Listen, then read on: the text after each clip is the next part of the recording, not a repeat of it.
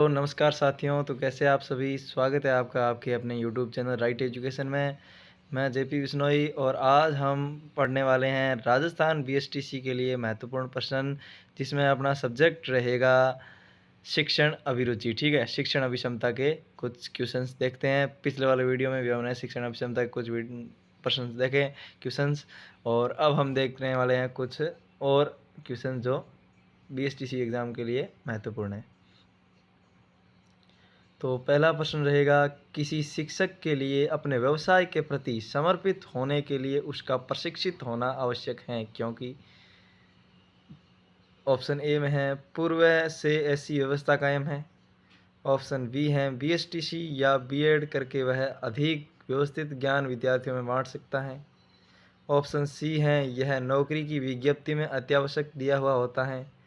और option D है इससे वह सच्चे अर्थों में विषय का तकनीक ज्ञान प्राप्त कर विद्यार्थियों को अधिगम करवाता है।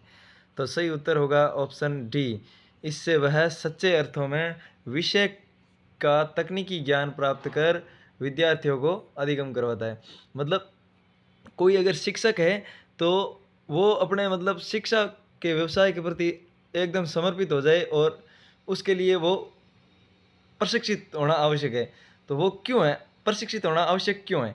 क्योंकि प्रशिक्षित होने से सच्चे अर्थों में वो अपने विषय के बारे में तकनीकी ज्ञान प्राप्त कर लेता है, पूर्ण रूप से ज्ञान प्राप्त कर लेता है अपने विषय के बारे में और अधिगम करवाता है। ठीक है? और आगे हैं, एक कुशल वाक शक्ति या सशक्त अभिव्यक्ति आदर्श शिक्षक के लिए श्रेष्ठ मानी गई है, क्योंकि एक कुशल वाक शक्ति और सशक्त अभिव्यक्ति आदर्श को शिक्षक के लिए श्रेष्ठ क्यों मानी गई है? क्योंकि ऑप्शन ए में है इससे अध्यापक का रोबिला व्यक्तित्व बनता है। ऑप्शन बी में है अन्य सहकर्मी उससे दबकर रहते हैं। ऑप्शन सी में है विषय का अधिगम शिक्षण कक्ष में अधिक प्रभावित और सुसंप्रेषणीय बन जाता है। और ऑप्शन डी है विद्यार्थी सहजता से अपेक्षित विषय सामग्री ग्रहण कर लेते हैं। तो ऑप्शन सी सही उत्तर होगा, विषय का अधिगम शिक्षण कक्ष में अधिक प्रभावित और सुसंप्रेषणीय रहता है। अगर शिक्षक है वो उसकी कुशल वाक शक्ति होगी और सशक्त अभिव्यक्ति होगी, उसकी अभिव्यक्ति अच्छी होगी और वाक शक्ति कुशल होगी, तो वह क्या करेगा, अपने विषय के अधिगम शिक्षण में प्रभावित रहेगा और सुसंप्रेषणीय रहेगा, अधिगम अच्छा रहेगा।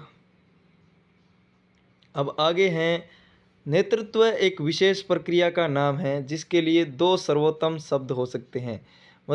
नेतृत्व के लिए निम्न में से कौन से दो शब्द है वो सही रहेंगे? ऑप्शन ए है प्रभुत्व अधीनता।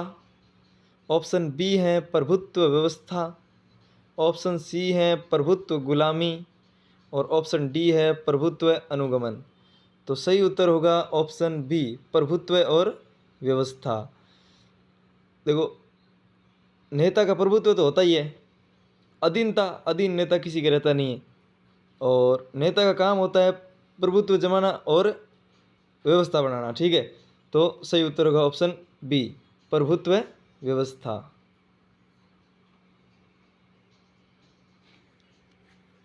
अब आगे हैं, आज के नेताओं के जीवन मूल्यों में बदलाव आ गया है।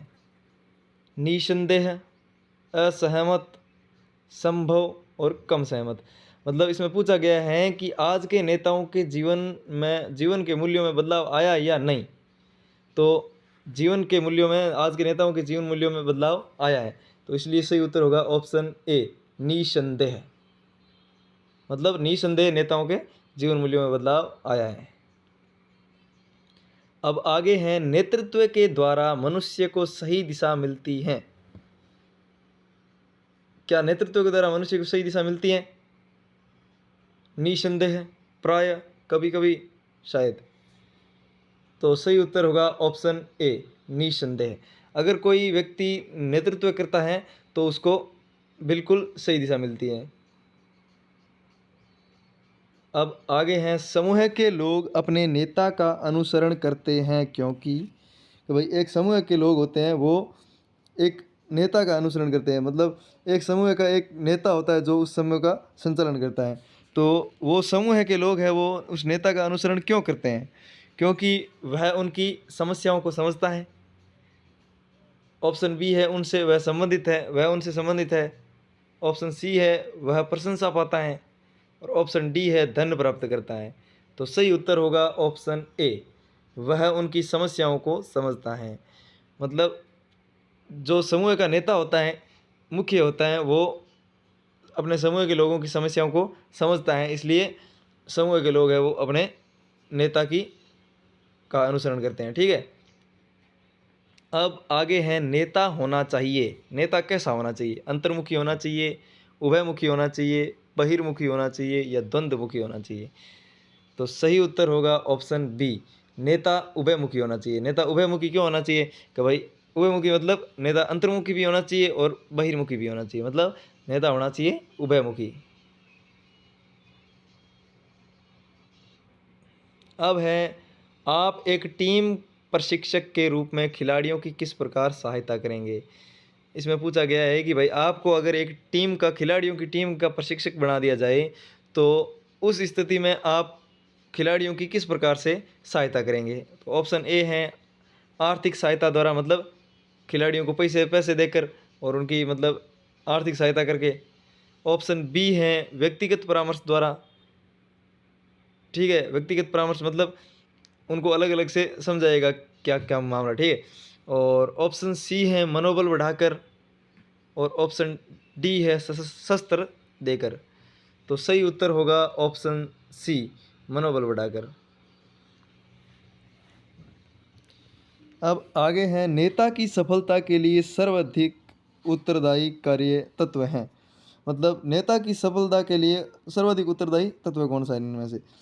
ऑप्शन ए है नेता के माता पिता, मतलब उसके माता पिता मतलब नेता के माता पिता, शारीरिक विकलांगता, सुदृढ़ आर्थिक स्थिति और वाक चातुर्य। तो सही उत्तर होगा ऑप्शन डी, वाक चातुर्य।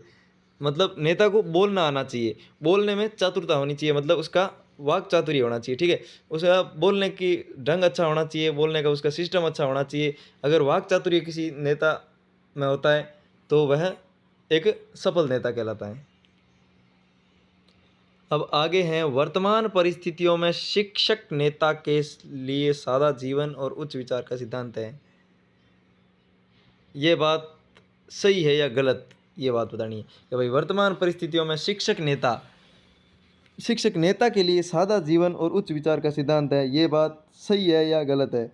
ऑप्शन ए है ये बात मूर्खतापूर्ण है, ऑप्शन बी है अनुपयोगी है, ऑप्शन सी है पाखंड युक्त है, और ऑप्शन डी है कल्याणकारी।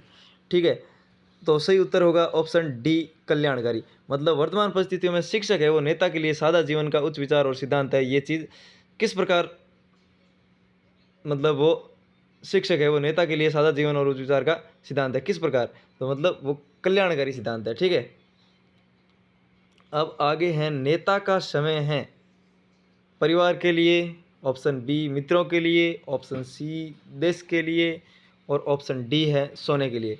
तो नेता का समय किस लिए होता है? क्या नेता को अपने परिवार को ज़्यादा समय देना चाहिए, या फिर मित्रों के साथ घूमना चाहिए, या फिर पूरे दिन सोते रहना चाहिए? तो सही उत्तर होगा ऑप्शन सी, नेता का समय होता है देश के लिए। ठीक है, अब आगे हैं, उत्तम नेता के गुणों के विकास के लिए सबसे प्रमुख माध्य हैं। मतलब एक नेता में उत्तम गुण कैसे आ सकते हैं, उसके उसके गुण एकदम उत्तम और अच्छे गुण कैसे प्राप्त कर सकता है एक नेता, कहाँ से प्राप्त कर सकता है? ऑप्शन ए है राजनीतिक मंच, ऑप्शन बी है स्कूल, ऑप्शन सी है घर, और ऑप्शन डी है फिल्म हॉल। तो सही उत्तर होगा ऑप्शन बी, स्कूल। एक नेता मतलब अच्छे राजनीतिक गुण कहाँ से प्राप्त कर सकता है? देख लो, ऑप्शन ए में तो राजनीतिक मंच लिखा है, राजनीतिक मंच से तो वो राजनीति करने का ज्ञान सीख सकता है लेकिन अच्छे गुण तो नहीं ले सकता। तो इसलिए ऑप्शन बी सही होगा, स्कूल। स्कूल से एक नेता के अंदर उत्तम गुणों का विकास होता है। ठीक है, इसी के साथ वीडियो को समाप्त करते हैं और मिलते हैं दोबारा अगले वाले वीडियो में। तब तक के लिए धन्यवाद, और वीडियो अच्छा लगे तो लाइक और शेयर ज़रूर करें, और चैनल को सब्सक्राइब भी करें, और अपने भाई को ज़्यादा से ज़्यादा सपोर्ट करें। हम आपके लिए इसी प्रकार के अच्छे